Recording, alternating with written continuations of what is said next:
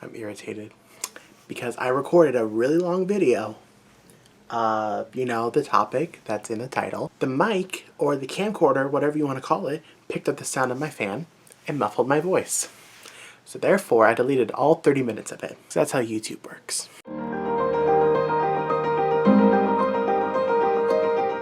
Greetings, salutations. I'm just mad. I'm not even feeling that introduction right now. Hope you guys are doing good today. So today I'm presenting another series, group of books that I want to read. And before I did like nonfiction and I did historical books. Today is going to be fantasy novels. And I love fantasy.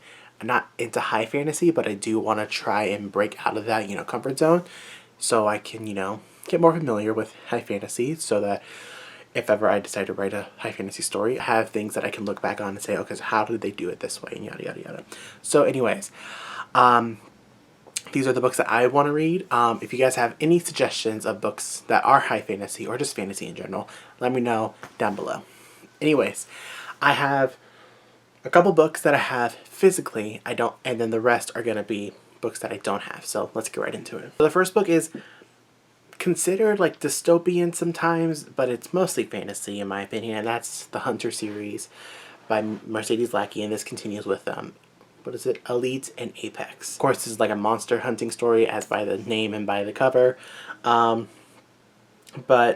I bought this because I heard amazing things about the series, and two, this cover is amazing. But when you open it up, it's the dragon on the actual book. I just think that is so cool. I heard that this series gets really, really good, and they're really not that big. Font size pretty decent. But I do want to get into the series because I've had the series on my shelf for a really long time. I have Elite over there. I don't have Apex because I just don't. But if you guys have read this series, let me know what you thought of it down below. I'm excited to start reading it. Next is a series that I heard nothing but amazing things. That's Kiersten White's And I Darken, which is the first book of the Conqueror Saga. And by the way, I'm not going to be providing any synopsis for these books. There's a lot of them that I'm going to be talking about, but this one is, I think it's like a historical fantasy, I guess. And this is, of course, like I said, the first book of the Conqueror Saga, which continues with Now I Rise, which its cover isn't really like my favorite, but then it ends with Bright We Burn, which that cover is outstanding. So there's that. I do like the color scheme of this one, though. I am excited to get into this series. I heard it's absolutely amazing, and it's Kiersten White's best series, and that's saying a lot since she had a couple of series that she wrote before, like Paranormal Sea and the Mind Games duology,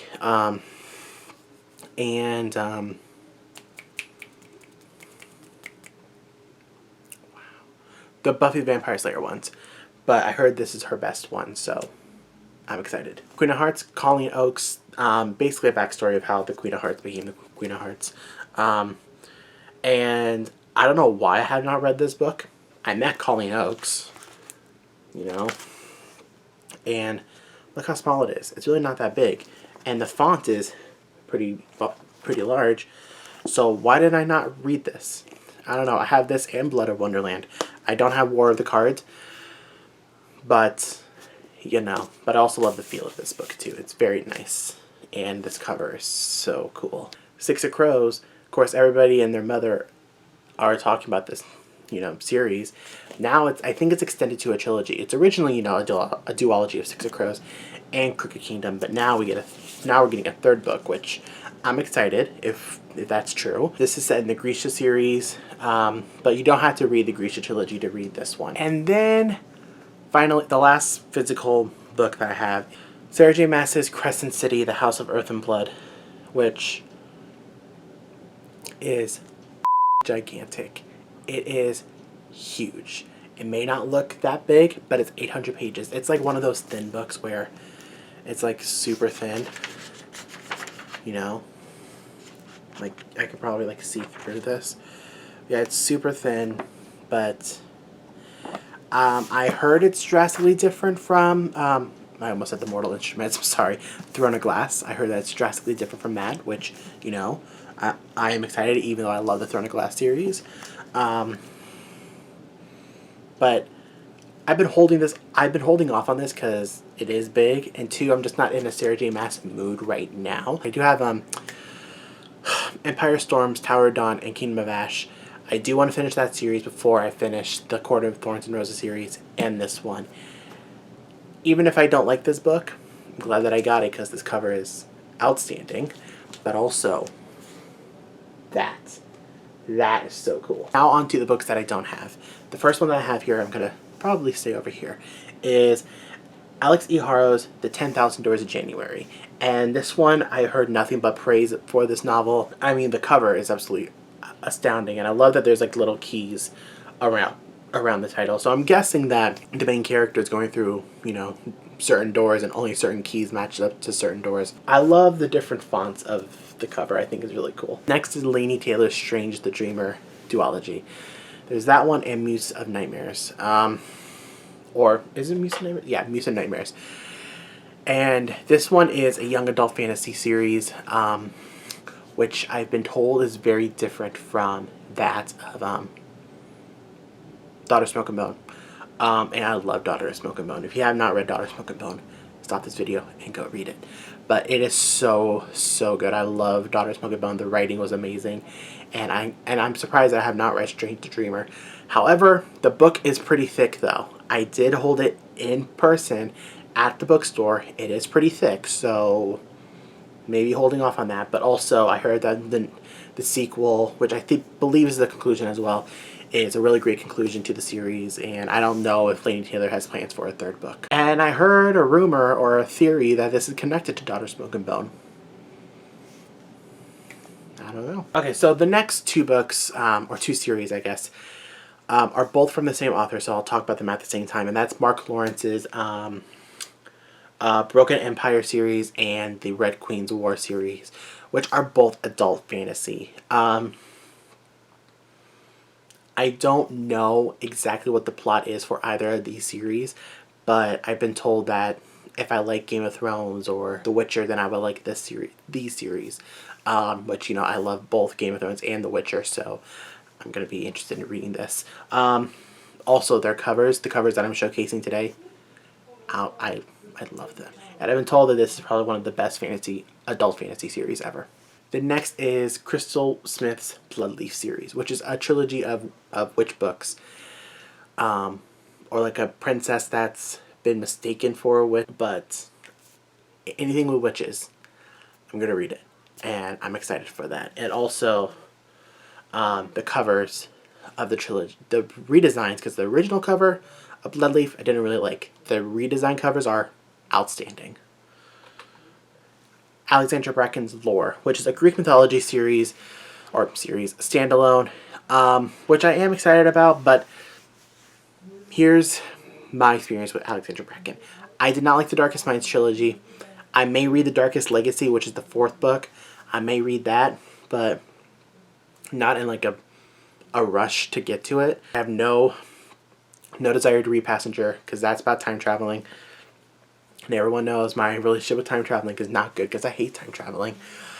I love Alexandra Bracken's Dreadful Tale of Prosper Redding. I think that was a great book. I have not read the sequel yet, but I really want to. I heard it's absolutely great.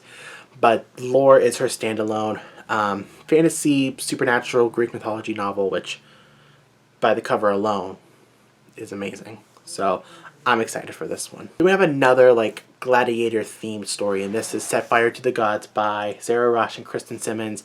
And this is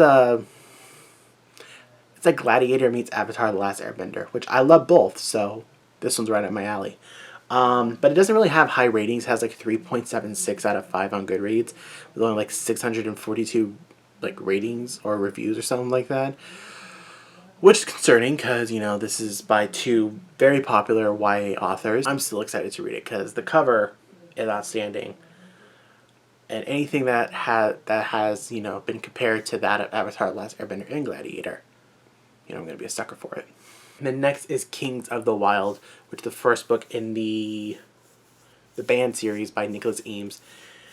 And this is about a band of warriors or band of like bandits or something like that were back then, you know, feared and whatnot. But now they're not doing so well. But to me, it kind of sounds like a fantasy Sons of Anarchy kind of thing. And I love Sons of Anarchy, so that's good. But I learned about this book from Holly by Golly Books on YouTube. Of course, I'll link her channel down below. And when she talked about the plot, I'm like, that sounds rather interesting, so I want to read them. The next is the Imperium trilogy by, what's her name, Claire Legrand. And this is, I guess it's like I think it's told from 2 points of views is what it's been told to me, but I think that person may have been lying. I'm not sure. But this is the trilogy of queens and magic and whatever. And the covers are absolutely stunning. I'm not going to lie. Those covers are stunning. For most YA fantasy aren't really like that memorable sometimes because they don't really like, I don't know, they always pull the cliche of like the chosen one, or, you know, she's the long lost princess of this kingdom, or he's the long lost king of this. I'm just like change it up. Change it up. But this one does sound rather interesting though. The next is another Kiersten White series, and that's the Camelot Rising series, with the first 2 books, Guinevere Deception and Camelot Burning. Is that what it's called? Camelot Betrayal, excuse me. Which is like a reimagining or retelling of the Camelot legend, which I'm actually excited for because I love the show Camelot. Contrary to popular belief, I don't care. I love Merlin, and I'm going to say this. Cursed isn't as bad as people made it out to be. I enjoyed it for what it was. I mean, I'd never read the graphic novel or the book or whatever it was. But show-wise, I thought it was fine. I did not have a problem with it. But anyways, back to this. I'm excited to read this Camelot series, this Camelot Rising series. I've been told that it's also Kiersten White's like some of her best work, which is saying a lot considering that she has written a lot of books. 1, the covers are amazing. I love those covers. But 2, it's about Guinevere, and she's a protector of Arthur, so that's exciting. The last book, The Excalibur Curse, is coming out 2021, I think. So I may just wait till that book comes out before I buy the trilogy, because I'm not going to wait, you know, if I read the first 2 books, I'm not going to wait for the 3rd book. You know, because if I love them, which I know I'm going to love them, I don't want to wait for that 3rd book. I already had to deal that with the Lunar Chronicles right here. And the last one that I'm going to be talking about is Gideon the Ninth by Tamsin Muir. I believe that's how I say the last name. My nose itches. Which is the first book of the, what is that series called?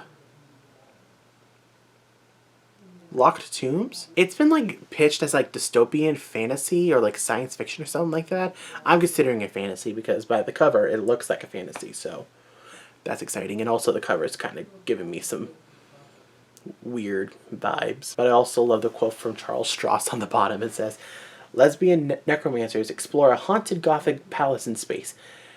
Decadent nobles vie to serve the deathless emperor skeletons." That's not a good blurb, I don't know what is. Anyways, that's going to be it for me today. If you guys enjoyed this video, please give it a big thumbs up and comment down below any fantasy novels that you have read, or any of these books that I mentioned today. If you guys want more content, please hit that subscribe button. I don't know which way to point, so I'm going to point both ways. And like I said, like and comment your thoughts. I hope you guys are staying safe and healthy out there.